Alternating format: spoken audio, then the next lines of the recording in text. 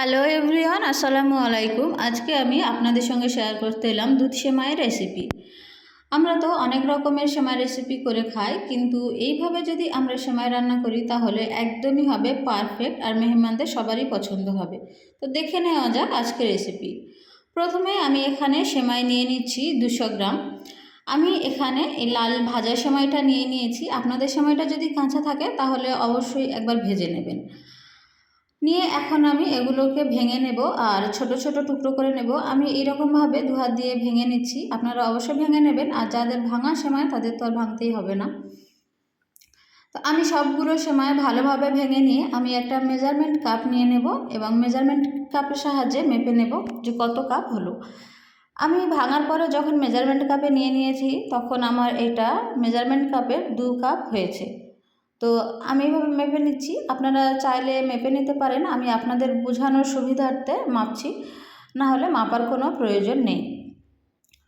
তো আমি এগুলোকে মেপে নিয়েছি আর এটা করার জন্য আমি নিয়ে নেব বাদাম, কাজু, কিশমিশ এইসব। আমি বাদামগুলোকে ছোট ছোট স্লাইসে কেটে নেব এবং কাজুগুলোকে মাঝ থেকে ভেঙে নেব। তো বাদাম, কাজু, কিশমিশ এগুলো আমি প্রথমে ভেজে নেব। ভাজার জন্য আমি একটা ফ্রাইং প্যান নিয়েছি আর ফ্রাইং প্যানটা গরম হয়ে গেলে আমি 1 চা চামচ ঘি দিয়ে দিয়েছি। আপনারা তেলের সাহায্যে ভাজতে পারেন, সমস্যা হবে না। এবার বাদাম, কাজু, কিশমিশ এগুলো আমি ফ্রাইং প্যানে দিয়ে দিলাম 1 কাপ পরিমাণে। আমি 3টে মিলিয়ে 1 কাপ পরিমাণ করেছি। আর এখন আমি 2 মিনিট ভেজে নেব ভালোভাবে, একটু লাল লাল করে ভেজে নেব। আপনারা যদি পেস্তা বাদাম ব্যবহার করতে চান সেক্ষেত্রে করতে পারেন, সেক্ষেত্রে স্বাদ আরও ভালো হবে, খারাপ হবে না। তো আমি সবগুলো উপকরণ একসঙ্গে ভালোভাবে ভেজে নিচ্ছি, লাল লাল করে নিচ্ছি ভেজে। আর 2 মিনিট আমি মাঝারি আঁচে ভেজে এগুলোকে তুলে সাইডে রেখে দেব। এগুলোকে এখন আমি কড়াই থেকে তুলে নিচ্ছি। আর এখন আমি ভেজে নেব সিমুইগুলো। আমি যে সেমাইগুলো গুঁড়ো করে সাইডে রেখেছিলাম সেগুলো আমি ভেজে নিচ্ছি। আর আপনারাও এগুলো একবার ভেজে নেবেন। আর যাদের ভাজা তারা নাও ভাজতে পারেন, কিন্তু আমার মনে হয় একবার ভেজে নিলেই সেটা ভালো হয়। তো এগুলো আমি ভাজার জন্য এটার মধ্যে দিয়ে দেবো 1 চা চামচ ঘি। আর আপনারা যে কুকিং অয়েলগুলো হয় সেটার সাহায্যেও ভাজতে পারেন, সেটাতে কোনো রকম সমস্যা হবে না। কিন্তু ঘি দিলে যেমন ভালো হবে, একটা সুন্দর স্মেল আসে, সেই জন্য আমি ঘিগুলো ব্যবহার করছি। আপনারা যারা ঘি পছন্দ করেন না বা ঘিয়ের গন্ধ সহ্য হয় না তারা এটা স্কিপ করতে পারেন। সেক্ষেত্রে আপনারা তেল দিয়ে ভেজে নেবেন। তো আমি এইরকমভাবে 4-5 মিনিট ভেজে নেব, এপাশ ওপাশ করে খুব ভালো করেই আমি ভেজে নিচ্ছি 4-5 মিনিট। খুব বেশি সময় লাগবে না আমার ভাজতে। দেখা পাচ্ছেন আপনারা আমি কিভাবে ভেজে নিচ্ছি, খুবই আলতোভাবেই নেব, এটা খুব বেশি ভাজার কোনো দরকার নেই। এখন আমি ওভেনটা অফ করে দেব। ওভেনটা অফ করে দিয়ে আমি এখন আলাদা একটা পাত্র নিয়ে নেব আর সেটাতে আমি নিয়ে নেব দুধ। সেমাইটা করার জন্য আমি দুধ ব্যবহার করেছি। আপনারা যারা দুধ পছন্দ করেন না তারা এটা জলও ব্যবহার করতে পারেন, কোনো সমস্যা হবে না। তো আমি এখানে দুধ দিয়েছি 1 লিটার। দুধ দেওয়ার জন্য স্বাদটা এখানে বেশি ভালো হবে, জল দিলে যে স্বাদটা আপনারা পাবেন না। তো এখানে আমি 1 লিটার দুধ নিয়ে নিয়েছি আর আমরা অপেক্ষা করব দুধটা বলক উঠে আসার জন্য। দুধটা যখন বলক উঠে আসবে তখন আমরা এখানে 1/2 কাপ চিনি অ্যাড করে দেব। এখানে আপনারা যারা একটু বেশি মিষ্টি পছন্দ করেন সেক্ষেত্রে আপনারা চিনির পরিমাণটা একটু বাড়িয়ে নেবেন।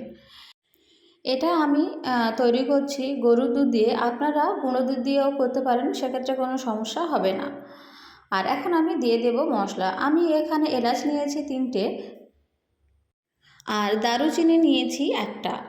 এলাচ আর দারুচিনিটা আমি দুধের মধ্যে দিয়ে দিলাম আর দুধটা উতলে ওঠা পর্যন্ত আমরা অপেক্ষা করব। এইগুলো দেওয়ার ফলে দুধের যে একটা আলাদা সেন্ট তৈরি হবে আর সুন্দর একটা ঘ্রাণ আসবে। এখন দুধটা যখন এইভাবে ফুটতে থাকবে আমরা তখন একটু একটু করে এটা নেড়ে দেব যেন এটা উথলে পড়ে না যায়, সেজন্য আমি এখন অপেক্ষা করব দুধটা উতলে ওঠার জন্য।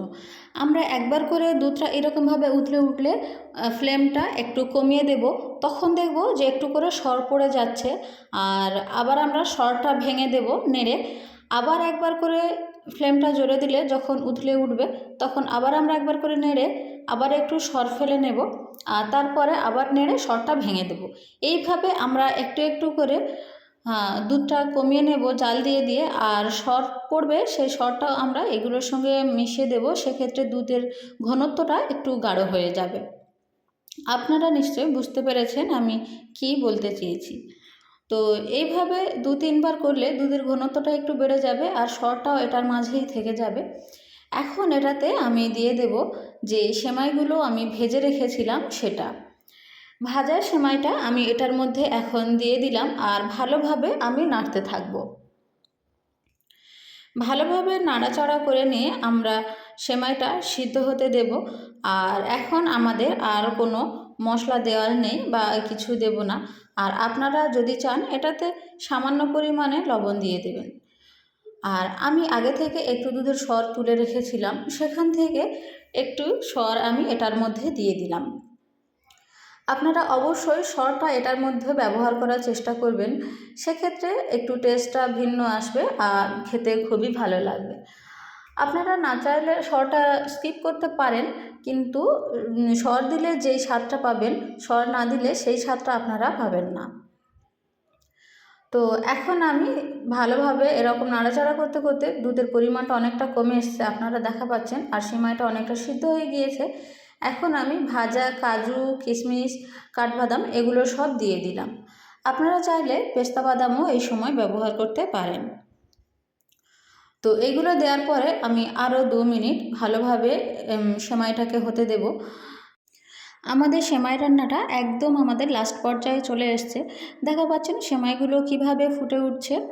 আর আমি এই সময় আরও একবার ভালোভাবে নেড়ে দেব। আর এখন আমি গ্যাসের ওভেনটা অফ করে দেব, কারণ আমাদের সেমাই রান্নাটা কমপ্লিট হয়ে গিয়েছে। এখন আমি অন্য একটা পাত্রে নিয়ে নেব সার্ভ করার জন্য। আর অবশ্যই আমি গার্নিশের জন্য এখানে কিছু জিনিস নিয়ে নিয়েছি, আপনাদের আমি দেখিয়ে দিচ্ছি। আমি এখানে একটা কাঁচের পাত্র নিয়ে নিয়েছি, সেটার মধ্যে সার্ভ করছি। আর আমরা যে কোনো জিনিস একটু সুন্দরভাবে যদি সার্ভ করি সেক্ষেত্রে আমাদের খেতে একটু বেশি ভালো লাগে।